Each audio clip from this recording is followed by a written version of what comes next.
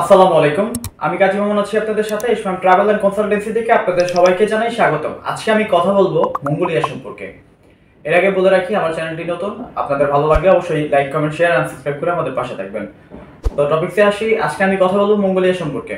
Mongolia কি কি কাজে ভিসা হচ্ছে, ফ্যাসিলিটি কেমন, থাকা খাওয়ার সুবিধা ইত্যাদি ইত্যাদি আজকে আপনাদের সামনে আবারও তুলে ধরবো নতুন করে। তো শুরু করা যাক।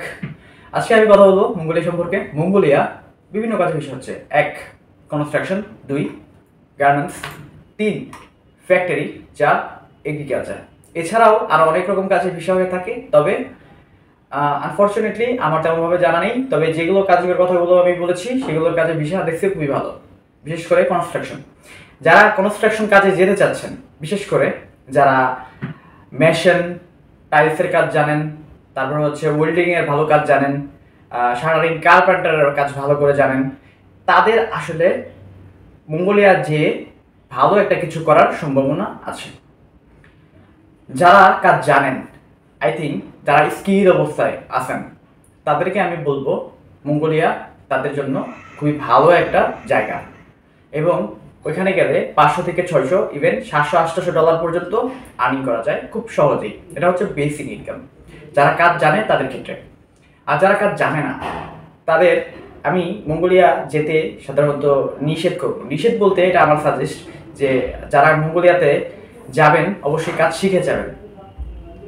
আর আরেকটা ভালো কথা, মঙ্গোলিয়াতে যারা যাবেন তাদের যদি ঠান্ডায় কোনো রকম প্রবলেম থাকে তাহলে তারা মঙ্গোলিয়া যাবেন না, কারণ মঙ্গোলিয়া হচ্ছে খুবই ঠান্ডার একটা দেশ। এছাড়াও আরও অনেকগুলো ঠান্ডা দেশ আছে, তবে এইসব দেশগুলো আপনি একটু স্কিপ করে রাখবেন। মঙ্গোলিয়াতে গার্মেন্টসের ভিসা রেসিও কেমন? মঙ্গোলিয়াতে গার্মেন্টসের ভিসা রেসিও ভালো। ফ্যাক্টরি, এগ্রিকালচার এইসব কাজের রেসিও ভালো। তবে যারা কাজ জানে না তাদের জন্য আসলে ফ্যাক্টরি অথবা এগ্রিকালচার এইসব কাজে গেলে ভালো হয়। তবে এসব কাজের বেতন খুব বেশি একটা হয়ে থাকে না, বিশেষ করে বেতন হয়ে থাকে 500, 550 এমন হয়ে থাকে। তবে আমি তো মঙ্গোলিয়া যাই নাই, যে এখানে থাকি নাই, আমি ইনফরমেশন থেকে অনেক তথ্য জেনে আপনাদের সামনে তুলে ধরি। তো এক্ষেত্রে আমার জানার মধ্যে যে মঙ্গোলিয়া 500 থেকে 600 পর্যন্ত হাইস্ট বেতন হয়ে থাকে, এর উপরে আসলে যায় না। যদি এটা ওভারটাইম থাকে হিসাবটা আলাদা। তো মঙ্গোলিয়া থাকা খাওয়ার ফ্যাসিলিটিটা কেমন? মঙ্গোলিয়া থাকা খাওয়ার ফ্যাসিলিটিটা হচ্ছে দুইটাই কোম্পানি প্রোভাইড করে, যদি কোম্পানির আওতায় থাকেন তাহলে। মানে কোম্পানি বিষয়ে যদি আপনি যান তাহলে কোম্পানি দুইটাই প্রোভাইড করবে। যদি আপনার খাওয়াটা নাও দেয় তারপরও আপনাকে খাওয়া কিছু টাকা কোম্পানি দিয়ে দিবে। মঙ্গোলিয়ায় কোম্পানি ভিসা কি রিনিউ করে দেয়?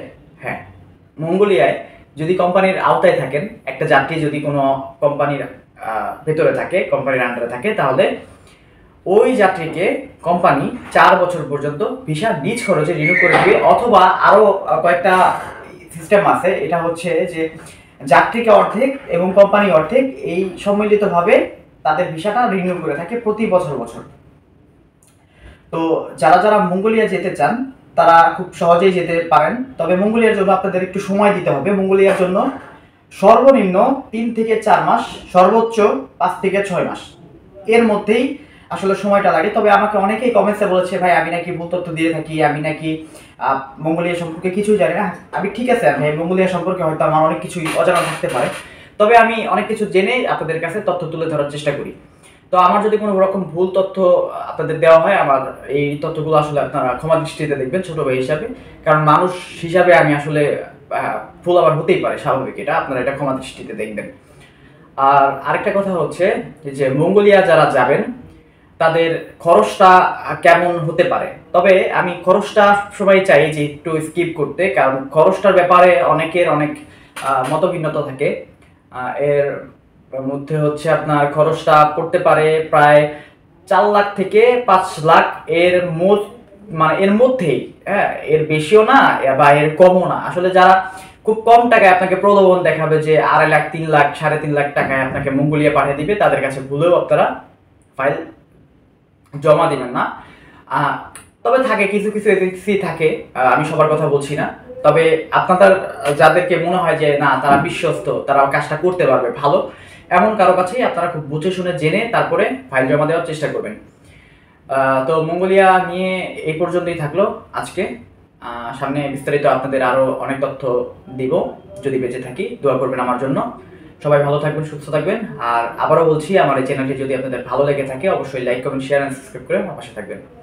তো আজকে বিদায় নিলাম, ধন্যবাদ, আসসালামু আলাইকুম।